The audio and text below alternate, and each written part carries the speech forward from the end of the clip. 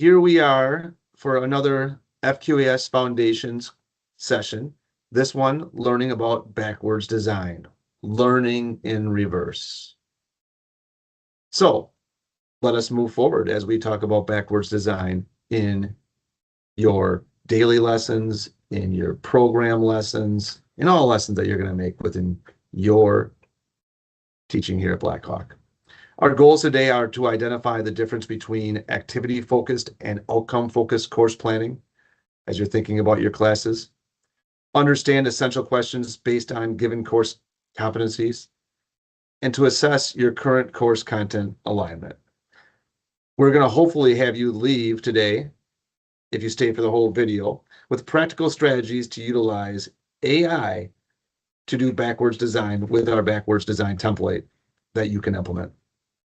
Just a heads up to help you to understand things a little more clearly as you're looking at the goals that you have within your classes, otherwise known as the learning outcomes. We have three distinct ways that we look at those while you are here at Blackhawk. We have college-wide core abilities, which are these objectives that you want to have occurring, the life skills, the work skills that are going to apply to the real world, that are going to be evaluated as a student goes through a program here at BTC. We have the program outcomes.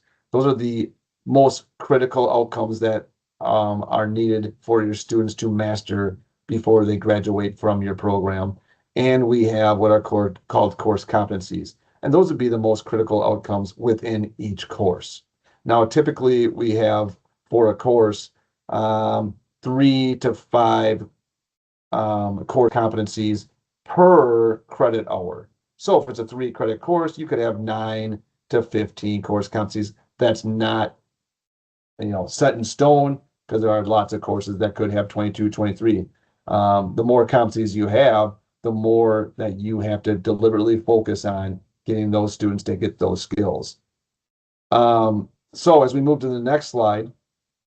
I think just they go by many names, just really quick to add maybe one thing, but like you'll hear outcomes, goals, desired results, objectives, but like just know that it's a clear statement, right? That's the intended definition here of like whatever knowledge or skills that students should gain and be able to demonstrate at each of those levels too, right? Thank you for adding that, Amber. You're welcome. That is right. It's a lot of different terminology and hopefully trying to clear that up a little bit. But yeah, what is the difference here between activity focused and outcome focused? And this is kind of a difference between teaching and learning. So I think we've all made this mistake as educators. I know I have too, especially in my early years of teaching. I acquired the textbook and the curriculum, and I started to plan out my activities for the first week. Okay, how are we going to start to get to this end goal of completing the chapter and understanding the curriculum and demonstrating that they can do it? That's very activity focused. So we have this tendency to focus on a forward oriented path, right? We start at day 1 and how do we get to this day 20 goal, right? Instructors will plan those day-to-day lessons, activities, formative assessments, and then finally those summative assessments. But really that isn't how how learning most naturally occurs if we think about it. So the backwards design framework really urges you to begin with the end in mind.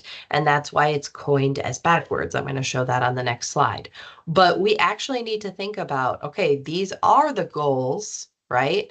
And now let's work backwards and make sure that everything lines up to that intended goal. So what are our desired results? What should students know and be able to do? And then we work backwards from there.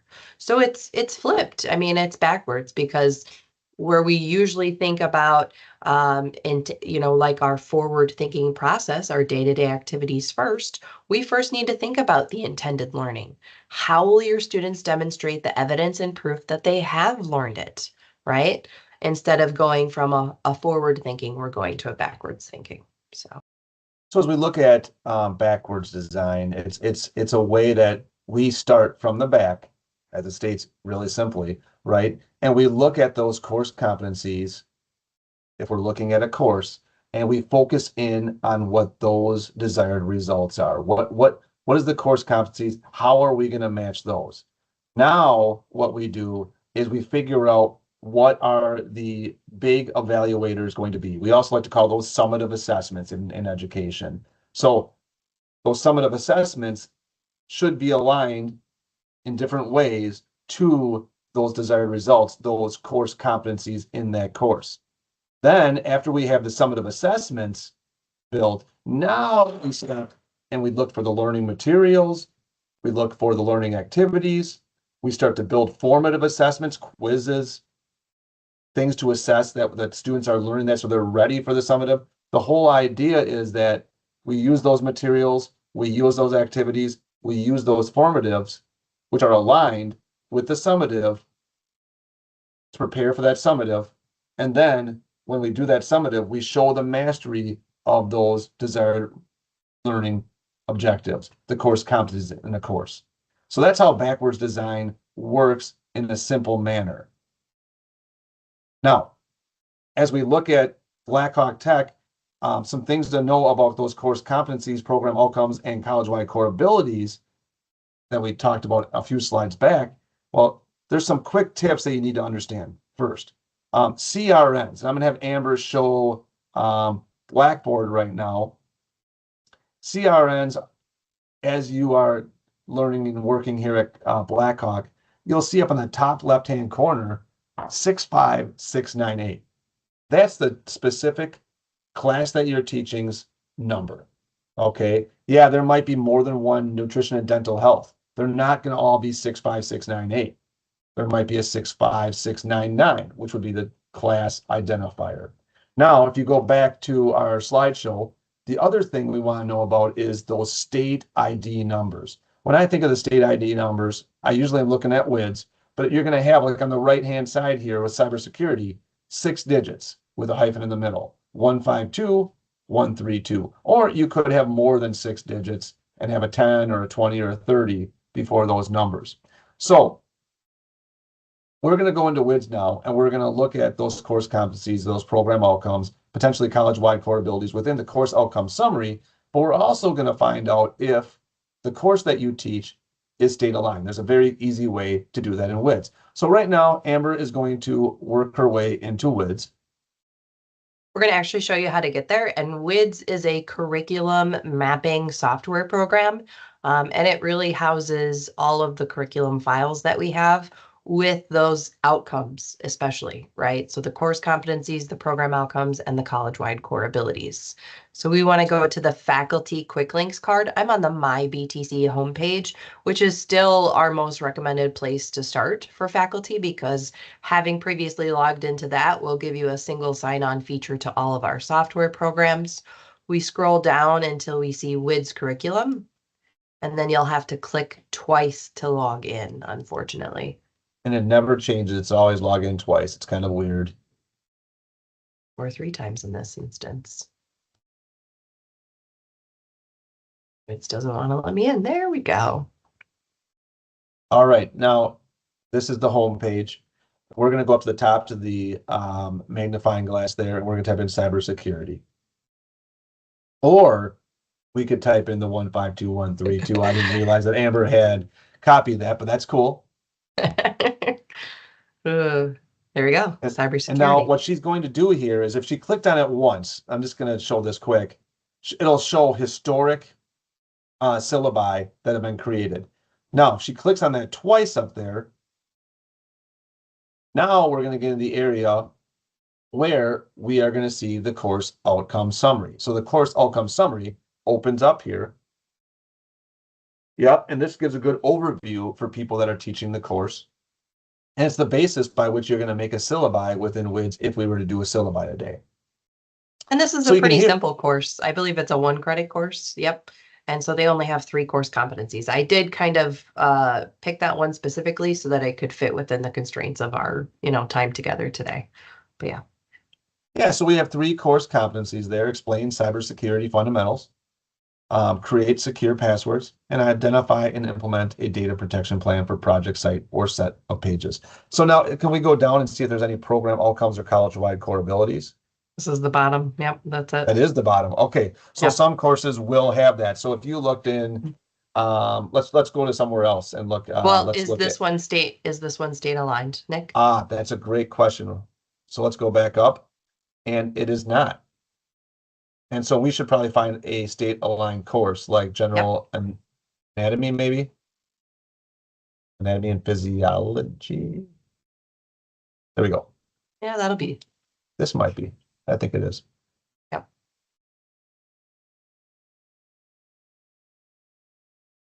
And it is, because we can see the Wisconsin Technical College System symbol that popped up right there where the hand is rolling over and over. So if we scroll down now, this is a 2-credit course. And look at that. They have 3 college-wide core abilities. Now, it's a 2-credit course. We still haven't looked at the course competencies. We have the program outcomes here. We have external standards. So that's coming from an external organization. And then we have the course competencies with assessment strategies, criteria, and learning objectives that help to meet each of those course competencies. Yeah, some of these state aligned courses have a lot of different levels of outcomes that they have to adhere to and ensure that their students know and can demonstrate by the end of the course. So that's So quite a let's lot. scroll up a little there. Mhm. If I was teaching this class, let's say we need them to go back down a little to 3 on the course competencies. There. Illustrate the relationship among body systems and functions. Okay, if that's the goal we're trying to have, we start with that, and now we consider the summatives that we are going to create to showcase their mastery. And then now we start to look at the materials that we're going to build, the activities they're going to do to prepare for the summative to master those learning objectives. It's a whole different way of teaching. Such as That if they have to identify and explain the purpose and function of the body systems, well, maybe this is a test where they're doing labeling and identification and, right? Like kind of Yep. listing out all the parts, as like a label. Yeah. Mhm. Yeah, but they would have practice that was built Yeah. before they got to Yeah. that summative, but they built the summative and then build those practices. Yep. Just wanted to relate Absolutely. that backwards, the backwards design. Mhm. And that's how you also find your course files, your curriculum files in WIDS. So that gives you some helpful knowledge there too. But yes, we're going to continue using that cybersecurity course later on as we kind of demonstrate how to do this backwards framework because it was such an easy course to pick. And it's a part of the IT web software developer program too. So it's one course in a sequence of courses for the entire program. So we already found your course in WIDS Well, look at that and showed on you how my to get there. VTC. Yep. And now we're going to use that same course, just like I said. Those are those 3 same course competencies that they have to make it quick and easy for our purposes today. The explaining cybersecurity fundamentals, creating a secure password, and identifying and implementing a data protection plan for a project site or set of pages. So we will identify those key skills, which we have, right? We're going to answer what are called essential questions, which I'm about to get into a little bit further. And then we're going to be designing the course with, again, just like Nick said, those first major summative assessments that can directly measure whether they do or do not have these things, okay? And here are the 3 major summative assessments that actually ChatGPT proposed. And I can show you this link in this chat in just one moment, but they proposed a cybersecurity fundamentals presentation, and AI does a fantastic job with this.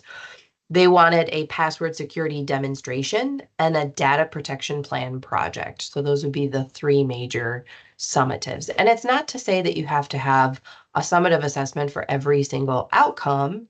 It's just in this case, right? One summative assessment could also show and demonstrate 2 different competencies at the same time. It really could, if it's well designed and well developed.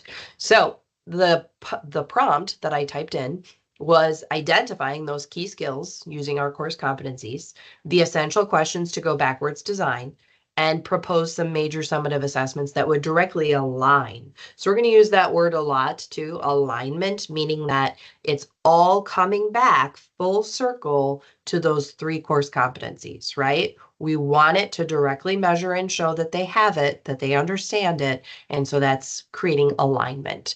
So it showed the key skills and knowledge here. Recognizing common types of cyber attacks, absolutely, right? Essential questions in today's world, why is cybersecurity critical? That's a great essential question. Okay, we'll talk about that in just a little bit again too. And it did it per competency. So competency 1, 2, and 3. Then it started to get into those major summative assessments. And this can really save you some time, or it can make you think of things that you never would have even thought of. Even us as content knowledge experts, subject matter experts, right?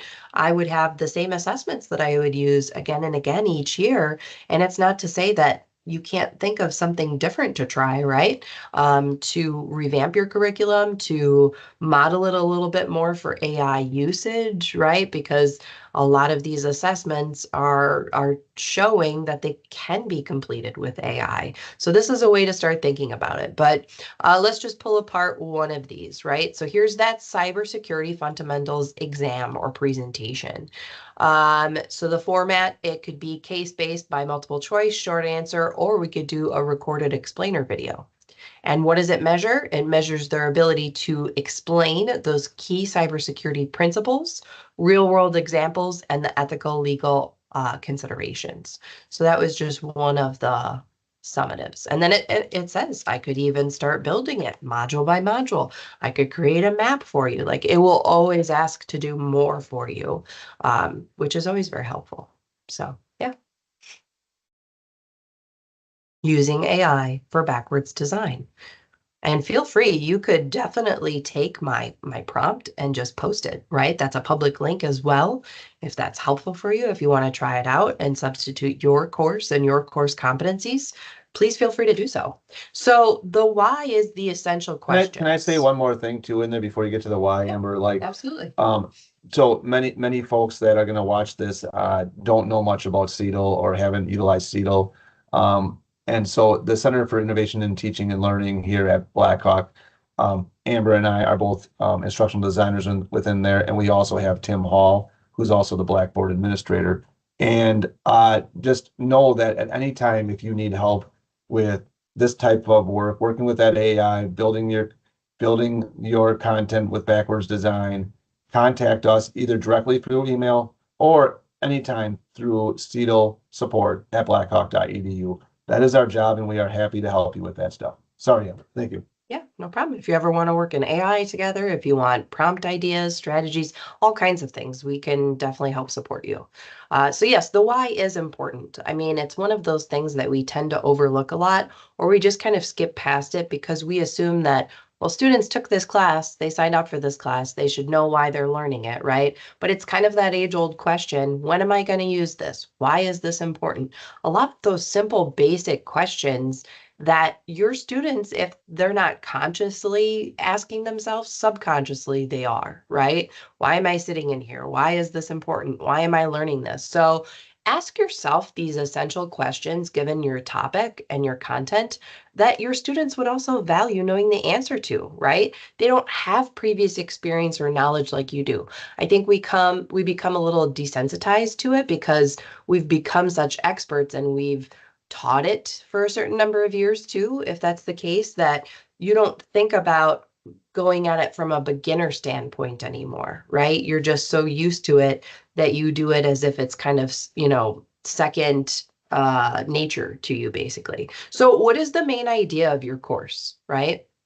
And what does this help us to understand or be able to do? What are those key skills? Identifying those to your students will give them more ownership of the material and feel like there's a relevance and a purpose to it as well. Whenever you can connect things to how it relates to something else, that's a fantastic interleaving opportunity is what it's called. When you're connecting with previous knowledge and previous learning, and then you're answering the why. Why should you learn this? How is it going to help you? What are you going to be doing with this in the field? Or as you gain a position with this, here's how you're going to demonstrate this skill. Those are all very helpful for students. And I think it merits the time to put in. So, yeah. But assess, right? Ask yourself, now that you have all this information, ask yourself those essential questions given your own course competencies, okay? And find them in WIDS if you didn't know them. And then say to yourself, do my assessments, starting with my summatives, do they provide that accepted evidence? Do they directly measure and engage my students' learning? And then go to the bottom tier finally and say, okay, now do my daily instructional activities and formative assessments align as well? Do they allow students to practice that key skill? Because there's nothing worse than hearing a student when they're sitting there taking a test say, I never learned this. We never did this in class. Why is this on the test? I think we've all heard that at one point or another as instructors, and we've had to say to ourselves, you know what? They're right.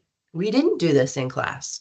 I need to fix this. I need to address it. So look at those assessments and ensure for yourself and for your student success that they're aligned.